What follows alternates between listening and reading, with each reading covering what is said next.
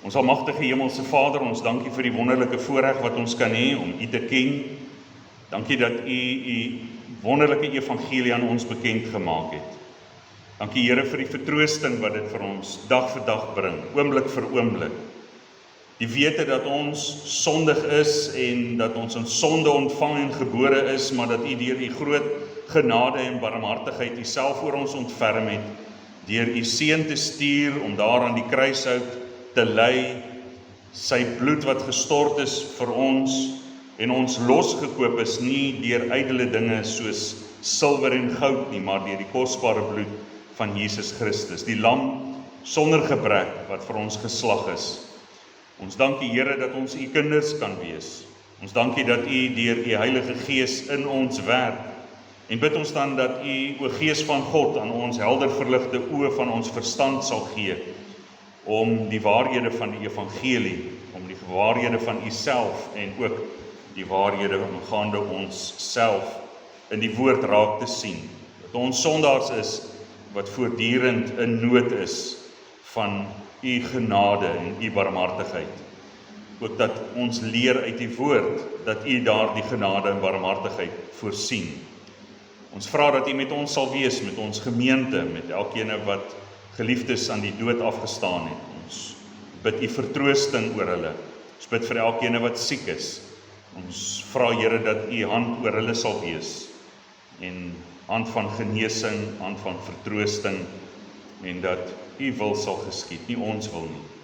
Omdat alles geskied, Here, tot verheerliking van U self, tot uitbreiding van U koninkryk. Dat ons het hierdie wete dat geen haar van ons hoof sal val, as U dit nie beskik nie.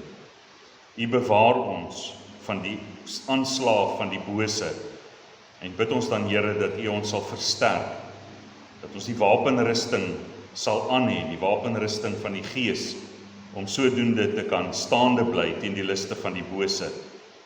Ons bid vir ons land, ons bid vir ons regering, ons doen dit soos wat U vir ons die opdrag gee, om vir konings en hooggeplaastes te bid. Ons bid dat die evangelie hulle ore sal bereik. Ons bid dat U hulle harte sal open vir die evangelie. Want U wil hê dat mense uit elke vlak van die samelewing gered word en tot kennis van die waarheid kom. Nie net is U die God van die armes nie. Nie net is U God van die rykes nie. U is nie net die God van die middelklas nie. U is die God wat uit elke volk en stam en nasie en taal en elke klas vir U self 'n volk bymekaar maak. En U doen dit ook, Here, deur middel van die harte van konings en hooggeplaastes aan te gryp, sodat ons 'n stil en rustige lewe kan hê in alle godsvrug, dat die erediens in stand gehou kan word en dat ons kan voortgaan om in vryheid U te kan aanbid. Ons vra dan Here dat U ons sal seën terwyl ons geen een van U weldade verdien nie. Terwyl ons rondom ons kyk in 'n wêreld wat besig is om al verder van U af te beweeg, verdien ons straf en oordeel. En bid ons dan Here dat U genade aan ons sal betoon, ten spyte van hierdie groot goddeloosheid waardeur ons omring is. Help ons om ook nie in die struik te trap van die bose, om ons in die versoeking te bring om saam met hierdie wêreld en die versoekinge van hierdie wêreld te deel nie. Daarom, o Christus, het U ons ook geleer dat ons moet vra vir verlossing van die bose, want ons kan dit nie self doen nie. U is by magte om ons van struikeling te bewaar, en ons pleit ons afhanklikheid van U af.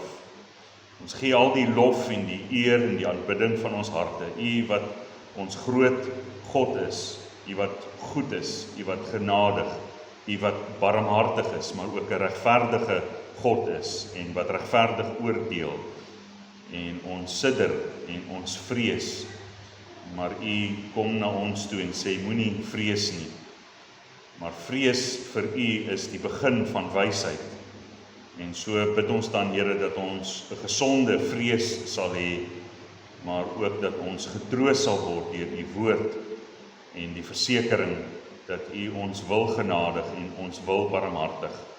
En ons bid Here dat U ons sal versterk. Open nou ons harte om U woord te kan ontvang soos vrugbare grond wat omgeploeg is en gereed is vir die saad van die woord, en bid ek dat u saad van u woord in ons harte sal ingaan, dat dit nie sal oop en bloot lê vir die duiwel om dit van ons af weg te steel nie, maar dat dit sal insink, dat dit sal vrug dra, 30, 60, 100voudig, tot verheerliking van u self en tot uitbreiding van die koninkryk, bid ons dit in Jesus naam. Amen. Ons skriflesing kom uit Openbaring hoofstuk 4, en ons het in die verlede, voordat ons so 'n bietjie na van die psalms gekyk het ons gevorder in ons reeks oor die eindtye en in die besonder Openbaring tot by hoofstuk 3, waar ons gekyk het na hoofstuk 2 en 3 na die 7 briewe. Na hierdie dinge het ek gesien, kyk 'n geopende deur in die hemel en die eerste stem wat ek soos 'n bassein met my hoor spreek het gesê, kom op hierheen en ek sal jou toon wat na hierdie dinge moet gebeur. En dadelik was ek in die gees en kyk, daar staan 'n troon in die hemel en een sit op die troon. En hy wat daarop sit, het in sy voorkoms gelyk soos die steen jaspis en sardius. En rondom die troon was 'n reënboog wat in sy voorkoms gelyk het soos 'n smarag. En rondom die troon was daar 24 trone en op die trone het ek die 24 ouderlinge sien sit, bekleed met wit klere en hulle het goue krone op hulle hoofde gehad. En daar het weerligte en donderslae en stemme uit die troon uitgegaan. En 7 vuurvakkels wat die 7 geeste van God is, het voor die troon gebrand. En voor die troon was daar 'n see van glas, soos kristal. En in die middel van die troon en rondom die troon 4 lewende wesens, vol oë van voor en van agter. En die eerste lewende wese was soos 'n leeu, en die tweede lewende wese was soos 'n kalf, en die derde lewende wese het 'n gesig gehad soos 'n mens, en die vierde lewende wese was soos 'n arend wat vlieg.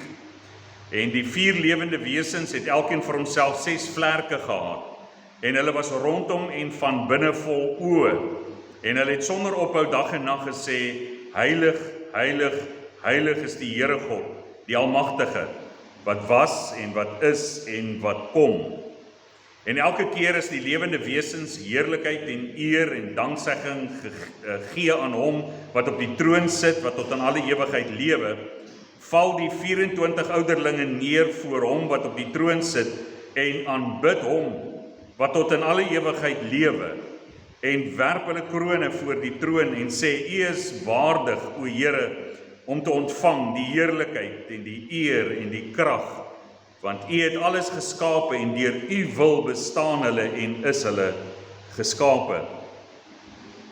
Openbaring 4 vers 1 is ons fokusgedeelte. Na hierdie dinge het ek gesien, kyk 'n geopende deur in die hemel en die eerste stem wat ek soos 'n bassein met my hoor spreek het gesê, kom op hierheen en ek sal jou toon wat na hierdie dinge moet gebeur. En die tema van ons boodskap, die Vader wys deur sy seun aan ons die hemelse perspektief. Aanbid hom. Die Vader wys deur sy seun aan ons die hemelse perspektief. Aanbid hom. Ons het deur die 7 briewe gegaan wat Christus aan Johannes gegee het en wat hy gesê het aan hulle gestuur moes word, aan hierdie gemeentes. Die Here het aan hierdie gemeentes gesê wat hulle goed gedoen het en wat hulle verkeerd gedoen het. En ook sodoende sien ons dan dat hier 2 gemeentes was wat 'n voorbeeld was, wat nie 'n gemeente was wat tereggewys is nie. Maar die ander gemeentes is opgeroep tot berou en bekering. En nou in hierdie gedeelte van die skrif sien ons hoe Johannes in die hemel opgeroep is en hoe hy 'n kykie vanuit sy posisie opwaarts na die hemel geneem is en dan vanuit 'n hemelse perspektief die dinge bekyk wat in die hemel is, maar ook sodoende 'n nuwe perspektief kan kry van dit wat op die aarde besig is om te gebeur. So wanneer ons die hemelse perspektief het, is die dinge wat op die aarde gebeur vir ons meer verteerbaar en verstaanbaar. Die Heilige Gees lei ons om die Vader se plan in te sien wat hy het, sodat die Seun verheerlik en aanbid word. Want as die Heilige Gees kom, het Christus gesê, sal hy my verheerlik. So die fokus van die Heilige Gees is om Christus te verheerlik. En wanneer Christus verheerlik word, word die Vader deur hom verheerlik. En sodoende sal ons sien wanneer ons dan Christus hier sentraal sien. Die Vader toon dan vir ons sy Seun en sy heerlikheid hier in die hemel, en die Vader word daardeur verheerlik, sodat ons dan in aanbidding en meer effektiewe aanbidding na God kan gaan. Soos ons sien in ons tema, die Vader wys deur sy Seun aan ons die hemelse perspektief, aanbid hom. Christus roep Johannes na hom toe. Na hierdie dinge het ek gesien, kyk, 'n geopende deur in die hemel. En die eerste stem wat ek soos 'n bassein met my oor spreek het gesê, kom op hierheen en ek sal jou toon wat na hierdie dinge moet gebeur. Daardie eerste stem wat met hom gespreek het, soos ons in hoofstuk 1 gesien het, was dat Christus se stem soos 'n bassein was. Johannes het omgekyk wie dit was wat met hom gespreek het. Dit was hy wat tussen die 7 goue kandelaars gewandel het. En so hier sien ons dat Christus se goddelike natuur word hier geopenbaar. Christus op die aarde, besig om te werk, Christus in die hemel. En so sy alomteenwoordigheid is duidelik in sy goddelike natuur. Wat sy menslike natuur aanbetref, is hy gebonde aan een plek, en dis die hemele. So ons sien dat die Here Jesus op die aarde werksaam is deur sy Gees. Hy het gesê dat hy ons nie as wese sal agterlaat nie, maar dat hy vir ons die Heilige Gees sal stuur. Hy sê ook dat hy by ons woning gaan kom maak. Hy en die Vader gaan by ons woning kom maak, en hy doen dit deur die inwoning van die Heilige Gees in ons harte. En nou het Johannes hierdie geopende deur, hierdie stem van die bassein, roep hom op na die hemel, en ons sien dan hierdie hemelse visioen wat aan Johannes gegee is. Wat interessant is dat ons sien Oud-testamentiese heiliges, sien ook die hemel, soos byvoorbeeld Moses. Daar is dinge in die hemel vir hom gewys, en nou kan ons 'n bietjie 'n beter perspektief kry van hoe Moses die hemel gesien het, en dit vergelyk met hoe hy die tabernakel gebou het, want hy moes die voorbeeld wat hy in die hemel gesien het, moes hy in die tabernakel inbou. En omdat ons dan die geestelike, hy moes die geestelike neem, en hy moes dit sigbaar maak deur dit wat in die tabernakel gebeur, en hy moes dit vir mense verduidelik, en hulle moes dit op grond van hulle interpretasie maak, kunsvaardig gemaak, soos wat die Ou Testament dit vir ons sê. En daarom sal die aardse nooit werklik die volheid van die hemelse kan weerspieël nie. Maar op hierdie manier kom die Here en hy kom leer ons. Maar nou, ons is in die bevoorregte posisie om 'n veel beter en duideliker openbaring te hê, wat ook hierdie boek se naam is, van wat in die hemel besig is om te gebeur, en dit help ons om ons perspektief reg te kry. Ek wil hier tog maan tot versigtigheid vir boeke wat ons kry, wat mense sê ek is hemel toe, of selfs sommige mense wat sê dat hulle hel toe was. Die apostel Paulus het jare voordat Johannes hierdie openbaring ontvang het, het Paulus selfs ook 'n hemelse visioen gehad. En Paulus sê dat aan hom is die hemel getoon. Hy sê hy ken iemand, en hierdie iemand is weggeruk en het dinge in die paradys gesien, 2 Korintiërs 12 vers 1 tot 4. En dan sê hy dinge wat nie uitgespreek mag word nie, onuitspreeklike woorde wat 'n mens nie mag uitspreek nie. En so Paulus is weerhou daarvan om wat hy gesien het bekend te maak. En is dit nie interessant dat mense wat dan hierdie boeke skryf van ek was hemel toe of ek was hel toe, dat niemand van hulle sê dat wel ek het onuitspreeklike dinge gehoor, ek mag nie eintlik hierdie dinge sê nie. Hulle blaker dit uit en skryf hulle boeke en verkoop so soetkoek en allerhande snaakse dinge wat hulle daarin sê. Ek sou maan tot versigtigheid, want as die apostel Paulus nie eers toegelaat is om dit te sê nie, hoe sal hierdie mense, die man op straat nou vandag vir ons kom sê hoe die dinge daar in die hemel is? Ons het genoegsame openbaring van wat in die hemel is. Dit is al wat ons nodig het. En so het die Here dan vir Johannes hierdie voorreg gegee om dit wat hy gesien en gehoor het, neer te skryf in bevel van Christus. So die aardse perspektief en die hemelse perspektief, ons is hier op die aarde, ons het ons natuurlike burgerskap van hierdie aarde, maar deur die wedergeboorte wat God ons in Christus gegee het, het ons nou 'n nuwe burgerskap. Ons het 'n nuwe paspoort, as ons dit so kan stel. En ons is tydelik hier nou as gelowiges op 'n werksvisum, tydelike werksvisum. As hy uitgeloop het, moet ons teruggaan na die plek waar vandaan ons is. En dit is dan die hemel.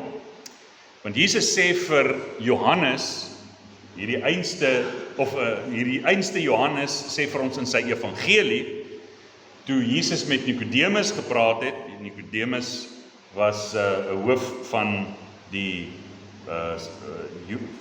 Joodse godsdienstiges, deel van die Sanhedrin gewees, en die Here Jesus het vir hom gesê, as iemand nie weergebore word nie, kan hy die koninkryk van God nie sien nie.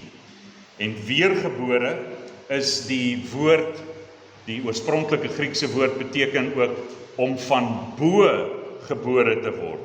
En daar's verskeie kere in die Nuwe Testament waar hierdie woord gebruik word van bo, wysheid van bo, 'n geboorte van bo.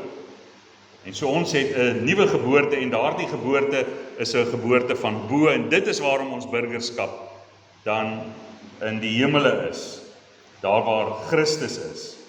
So ons het 'n aardse lewe en 'n aardse perspektief. Maar ons is gewederbaar in 'n hemelse geboorte, 'n geboorte van bo, en ons het 'n hemelse perspektief. En ons moet die twee reg kry om die wêreld rondom ons beter te verstaan. Baie mense, vir hulle is dit net die aardse en daarom sal hulle afleidings maak wat net die aardse, die fisiese aanbetref. As jy kan onthou, Job het geworstel en gesukkel om te verstaan waarom die Here dan verskeie moeilike omstandighede oor sy pad stuur. En hy het geworstel daarmee, totdat die Here gekom het en self met Job gepraat het en vir hom gesê het en gevra het, Job, waar was jy toe ek die hemele gemaak het, die aarde gemaak het? Waar was jy gewees toe ek die wolke, die see en alles gemaak het? Wie voer die diere en wie sorg vir hulle? Wie bring die tye van reën en droogte en al hierdie vrae waarop Job geen antwoord het en ons ook nie. En toe die Here vir hom daardeur die hemelse perspektief kom gee het, sê Job volgens, hoor sê het ek van u gehoor, maar nou het my oog u gesien. Daarom herroep ek en het berou in stof en as. Job het eers verstaan nadat die Here homself geestelik aan hom kom vertoon het. En elkeen het hierdie worsteling in die skrif wat ons sien, wat dan 'n hemelse perspektief gegee is en dan verstaan, soos Habakuk ook. En Habakuk het geworstel met die Here, die volk is ongehoorsaam, ons wil bekering vir die volk hê, ons wil die gelowiges dan, ons wil hê daar moet 'n bekering wees, ons wil hê daar moet 'n reformatie wees, ons wil hê daar moet 'n herlewing wees, En die Here sê, reg so, Habakuk, ek stuur julle in ballingskap. En Habakuk worstel, maar Here, ons wil nie 'n ballingskap hê nie, hef net die volk op, lei hulle harte tot bekering. En dan kom die Here en hy toon vir Habakuk hierdie groot waarhede, en Habakuk kom tot die besef, en hy begin verstaan nadat die Here vir hom groot en heerlike dinge geopenbaar het. In Habakuk 3 vers 16, toe ek dit hoor, het my ingewande gebewe, my lippe het getril by die geluid, bederf het gekom in my gebeente, ja, ek het gebewe waar ek staan, omdat ek rustig moes wag op die dag van benoudheid, dat dit aanbreek vir die volk, wat op ons 'n aanval maak, en dan daarna die bekende, al sou die vyeboom nie bot nie, en die wingerde geen druiwe gee nie, nogtans sal ek in die Here jubel. So waarom het ons nodig om Openbaring te bestudeer? Nie net vir dit wat gou moet gebeur vir Johannes en sy tyd nie, maar vir ons om 'n hemelse perspektief te kry, sodat wanneer onheil kom, soos in hulle geval was die verwoesting van die tempel in Jerusalem, maar grootendeels die Romeinse ryk wat op die ou ende tot 'n val sou kom, om die perspektief te kry dat hulle wêreld word geskit deur oorloë en gebeurtenisse, en wat vir hulle onstabiliteit veroorsaak. En as hulle die hemelse perspektief kry, kalmeer en verstaan dat God is in beheer van al hierdie dinge. Dat ons is 'n burgerskap in Christus gegee. Dit was vroeër vervreemd van die burgerskap van Israel, en ons was vreemdelinge ten aansien van die verbonde en die belofte, sonder hoop en sonder God in hierdie wêreld. Maar nou in Christus Jesus het julle wat vroeër ver was naby gekom deur die bloed van Christus, Efesiërs 2 vers 12.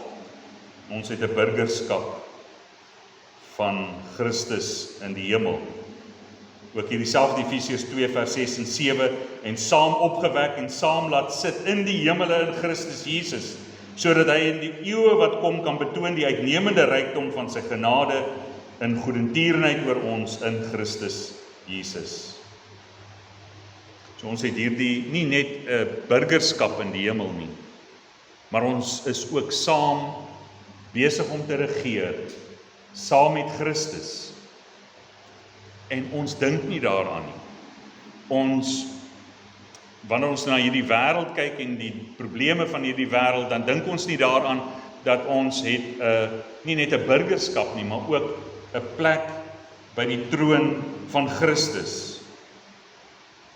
Daarom roep die Here ons om nie net oor hierdie aardse dinge te dink nie. Kolossense 3 vers 1 en 2. As julle dan saam met Christus opgewek is, soek die dinge daarbo waar Christus is en aan die regterhand van God sit. Bedink die dinge wat daarbo is, nie wat op die aarde is nie. So die apostel Paulus het voortdurend homself herinner aan die dinge wat in die hemele is, aan Christus wat aan die regterhand van die Vader is en wat oor alle dinge beheer uitoefen.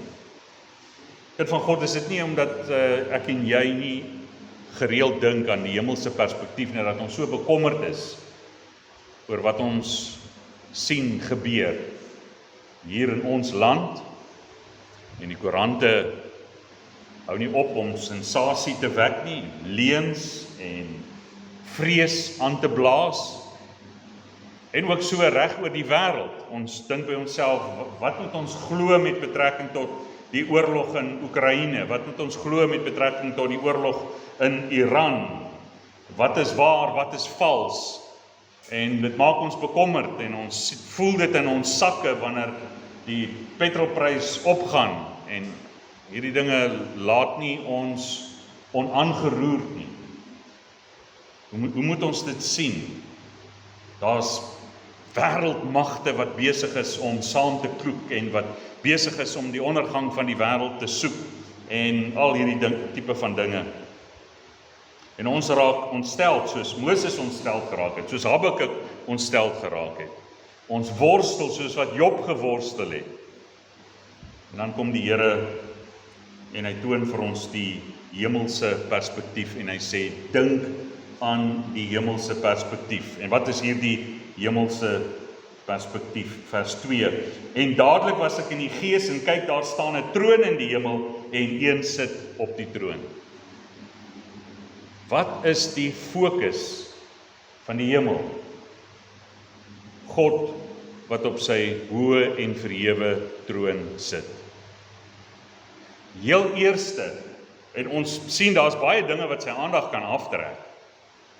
Daar's allerhande edelgesteentes en reënboog en 4 lewende wesens, eienaardige wesens, en daar's 'n hemelse leerskare, baie dinge wat sy aandag kan aftrek. Maar toe Johannes opgeneem is in die hemel, heel eerste wat sy aandag trek, wat die fokus, die middelpunt van die hemel, van die aarde, van die heelal is God op sy hoë en verhewe troon. So kind van God, ons is hier vanmôre in die erediens om hierdie hemelse perspektief te kry. Maar wat is ons fokus as ons hier inkom? As die aardse dinge die fokus is, dan gaan ons vir onsself sê, ons is hier in die kerk en dit is nie reg nie en dat is nie reg nie. En ek sou dit eerder so wou doen en ek sou eerder dat ons die dinge so moet maak. En ons fokus is hier. Terwyl ons fokus is wanneer ons voor die troon van God staan om hom te bewonder.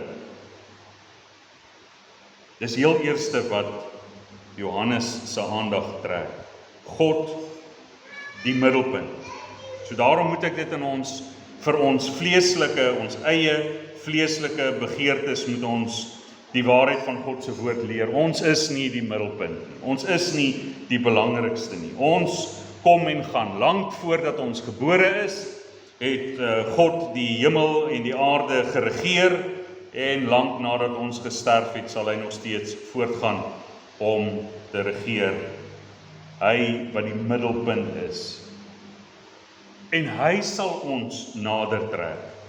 Ons storm nie in die hemel of ons storm nie op die aarde in en vertoon onsself as die belangrikste nie. Ons moet ons afhanklikheid van die Here sien. So wanneer ons kom by die erediens, en ek het al vir u gesê dat die erediens, Openbaring, die hele boek Openbaring lees vir ons soos 'n erediens, met die votum wat ons sien in hoofstuk 1, die afhanklikheid wat die kerk en die mensdom van God in Christus het, en dan die seën, die groot seën wat Christus dan vir ons as kerk gee. En dan die reaksie van lof en aanbidding sien ons reg deur die boek Openbaring. 'n geweldige groot hoeveelheid aanbidding en sang om God se lof te besing. En ons sien dat hy ons losgekoop het van die vloek van die wet. En dat hy vir ons versoening bewerk het. En hoeveel keer word hy nie hier beskryf, Christus beskryf as die lam wat vir ons geslag is nie. En sodoende die hele boek Openbaring lees soos 'n liturgie. En dit wat hier in die erediens is, moet die hemelse weerspieël. Maar as ons nie hoër as die plafon kan kyk nie, dan gaan ons net die dinge hier raak sien. En dan gaan ons soos Israel in die wildernis wees. Hulle het die oop hemel voor hulle gehad, maar hulle kon nie bo kan die wolkkolom sien nie. En het gemurmureer oor elke ding daar in die wildernis. En in die aand het die Here die vuurkolom gegee sodat hulle nie verkleim in daardie koue nie, en hulle kon nie bo kan die vuurkolom sien nie, gemurmureer oor alles. Hulle kon nie verby die wolkkolom en die vuurkolom die hemelse perspektief kry nie. En daarom oor alles gemurmureer. Maar wanneer ons sien dat ons 'n eenheid vorm in die kerk, ons is hier om God te aanbid, en hoe skeef en krom dit ook al baie keer mag wees, en hoe vervelig baie mense ook soms kan wees, en hoe vaak mense kan wees en aan die slaap raak, Al hierdie tipe van dinge vat nie die feit weg dat ons weerspieël die hemelse op een of ander wyse nie.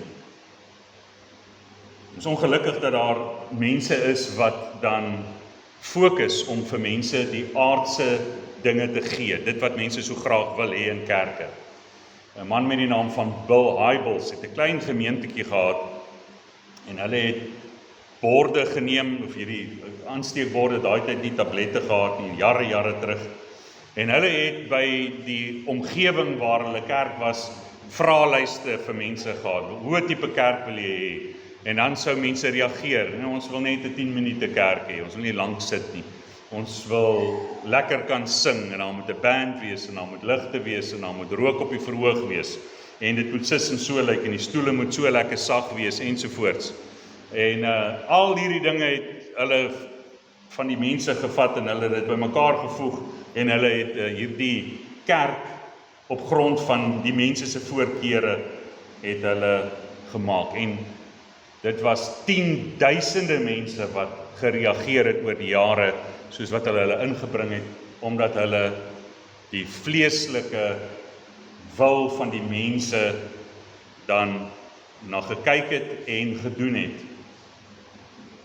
Geen hemelse perspektief gehad nie. En daardie gemeente is tot vervelings toe vir ons as predikante in verskeie seminare oor die land is daar al die kerkdenominasies is genooi om te kom. Hoe bou 'n mens 'n kerk? En dan hierdie dinge voorgehou is. En later het dit uitgekom hoe hierdie prediker dan verskeie verhoudings met getroude vroue gehad het en hy het die kerk bedank en daar was dan die hele ineenstorting gewees. En so kan ons name gee, een na die ander wat op hierdie prinsip gebou is, om die dinge so fyn in te stem om almal tevrede te hou, dat die dinge net reg loop. En die rede daarvoor is, wanneer mense nie 'n hemelse perspektief het nie, dan kla hulle oor alles hier op die aarde, en hulle kyk vas in dit wat hier op die aarde is, eerder as om te fokus op God en op sy opdragte. En ons sien dat God is die middelpunt van skoonheid, wat vir ons die maatstaf gegee is as skoonheid, Openbaring 4 vers 3. En hy wat daarop sit, het in sy voorkoms gelyk soos die steen jaspis en sardius, en rondom die troon was 'n reënboog, wat in sy voorkoms gelyk het soos 'n smarag. So, jaspis is 'n steen, en wat dit vir ons moeilik maak is, daar's verskillende variasies van jaspis met verskillende kleure. En dit verteenwoordig dan God wat op sy troon sit. En die rede waarom ons dan hierdie verteenwoordiging van God sien, dit is soos 'n edelgesteente, is omdat niemand kan na God kyk en bly leef nie. Daarom het die Here ook vir Moses gesê, toe hy gesê, Here, ek wil graag U sien, toe sê hy, jy kan nie my sien en bly leef nie. En dan sê die Here vir hom, ek sal verby beweeg, dan kan jy my agterkant kan jy dan sien. En so het die Here homself dan moes vertoon in 'n manier van bedekking. En die bekendste manier waarop God homself aan ons kom openbaar op hierdie manier van bedekking was deur sy seun. En hy het dit gedoen voordat hy mens geword het.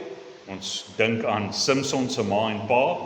Toe hulle agterkom dat dit die Here is wat met hulle praat, toe het hulle gesê, ons het die Here gesien, ons gaan sterf. En toe sê hulle vir mekaar, maar hoekom sou die Here gesê het, daar sou 'n kind gebore word vir ons, en dis hoe ons hom moet grootmaak, net om ons dood te maak. Nee, ons sal nie sterf nie. So uit God se genade kom hy en op 'n manier bedek hy homself en bring nie sy volle heerlikheid in openbaring sodat die mens verdelg word nie. God bewoon die ontoeganklike lig.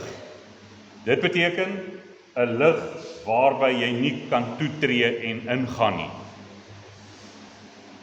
En so dit wat ons sien, dat die oue van daar, toe Daniël die oue van daar gesien het, en die seun van die mens wat opvaar in die hemel en gaan sit aan die regterhand van die oue van daar, is 'n manier waarop hy ook homself dan bedek het.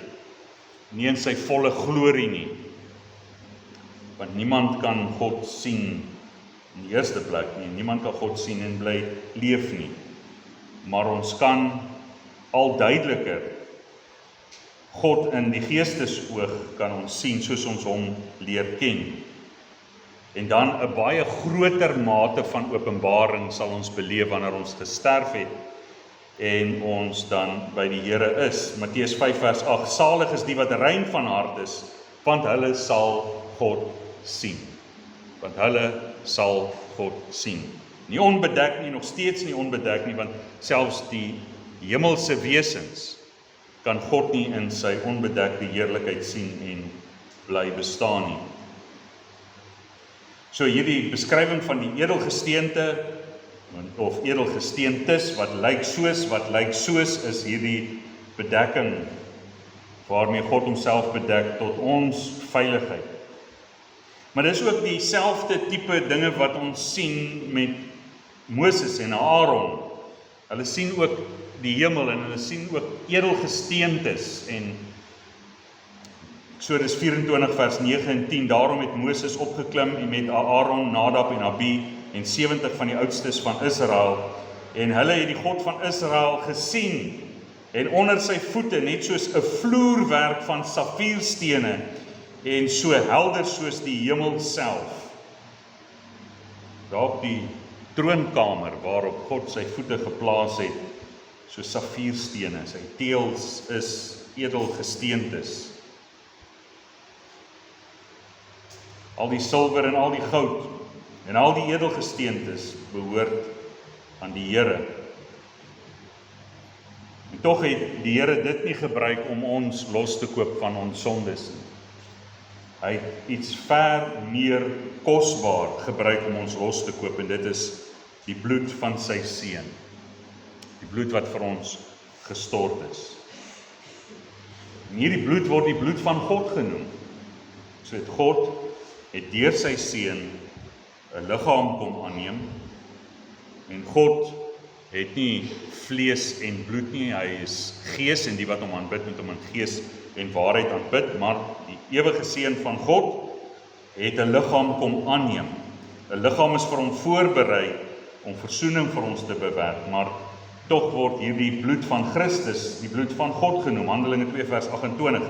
Gee dan ag op julleself en op die hele kudde waaroor die Heilige Gees julle as opsieners aangestel het, om as herders die gemeente van God te versorg, wat hy deur sy eie bloed verkry het. Die gemeente van God versorg, wat hy deur sy eie bloed verkry het. Christus se bloed word genoem die bloed van God. Dit is wat ons losgekoop het. Nie silwer of goud of edelgesteentes nie, maar iets ver meer kosbaar, Christus se bloed. En dan moes die hoëpriester hierdie heerlikheid van die hemel openbaar op die aarde. Op watter wyse het hy dit gedoen? Die Here het vir Moses beveel dat hulle 'n borsplaat moes maak vir die hoëpriester. En die borsplaat moes dan 12 stene gehad het. En die eerste een was van karnieul, topaas, smarag. Die tweede ry karbonkel, safier, jaspis. Die derde ry asint, agaat en ametis. En dan die vierde ry chrysoliet en onyx en sardonyx. En dit moes als in goud vasgesit word. En dan die stene moet volgens die name van die kinders van Israel 12 wees, volgens hulle name, soos op 'n seelsteen uitgesny word. So moet hulle vir 12 stamme wees, elkeen volgens sy naam. So ons sien hierdie heerlikheid van die hemele word geopenbaar op die aarde, op die borsplaat van die hoëpriester, in afwagting op hom wat die hemele bewoon in hierdie heerlikheid van al hierdie edelgesteentes. Die hoëpriester was die plekhouer vir die een wat sou kom om ewig hoëpriester vir ons te wees, nie volgens die Levitiese orde nie, maar volgens die orde van Melchisedek. Maar ons self word opgebou soos lewende stene, edelgesteentes. Jesaja 54 vers 11 tot 13. Jy ellendige, deur storm gejaagde, ongetrooste, kyk, ek lê jou stene in suurklei en ek grondves jou in safiere en jou borswerings maak ek van rubyne en jou poorte van karbonkels en jou hele ringmuur van edelgesteentes. En al jou kinders sal deur die Here geleer wees en die vrede van jou kinders sal groot wees. Hierby sluit die apostel Paulus in die Nuwe Testament aan en sê niemand kan 'n ander fondament lê as wat daar gelê is nie. Dit is Jesus Christus, en as iemand op die fondament bou, goud, silwer, kosbare stene, hout, hooi, stoppels. En elkeen se werk sal aan die lig kom, want die dag sal dit aanwys, omdat dit deur vuur geopenbaar gemaak word. En die vuur sal elkeen se werk op die proef stel, hoe danig dit is. As iemand se werk bly staan wat hy daarop gebou het, sal hy loon ontvang. As iemand se werk verbrand word, sal hy skade ly, alhoewel hy self gered sal word, maar soos deur vuur een. Die apostel Paulus leer vir ons moet versigtig wees hoe ons bou. En daar is die kinders van God en daar is die heiligelaars. En die heiligelaars is die hout, hooi en die stoppels, en die kinders van God is die edelgesteentes. En sodoende as ons dit vir die wêreld in die kerk aantreklik gaan maak, en ons probeer die wêreld nooi, en ons probeer die wêreld tevrede stel. Ons moet die wêreld nooi om te kom luister na die boodskap van die evangelie. Maar as ons dit vir hulle gaan inrig om hier gemaklik te wees en eerder te luister na hulle behoeftes as na die kinders van God se behoeftes, dan is ons besig om op 'n gevaarlike terrein te beweeg.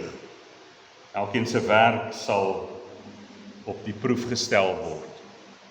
Ons kan nie maar net ter wille van die vrede,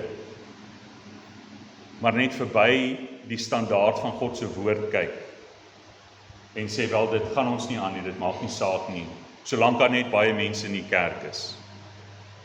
Nee, die apostel Paulus sê, ons moet versigtig bou. Die wat daarmee gebou moet word, moet die kinders van God wees. Want hulle is soos edelgesteentes. Hulle is kosbaar in die oë van die Here. Anders gaan ons werk verbrand word. Soos een leraar gesê het, daar sal sommige kerkrade in die hemel aankom. Hulle sal daar wees, maar hulle baadjie se agterkant sal smeel, gered word soos deur vuur heen.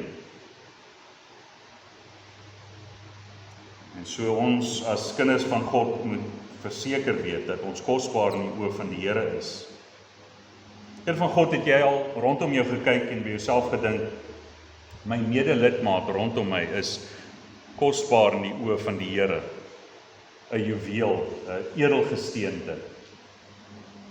Jy al daaraan gedink dat hulle saam met jou soos 'n gebou opgebou word in God. En sodoende weerspieël ons die heerlikheid van God, want hy wat soos 'n edelgesteente skyn, so is ons dan. Ons self het nie lig in ons nie. Ons reflekteer die heerlikheid van sy lig en ons glans word dan duidelik in sy lig, nie apart van hom nie.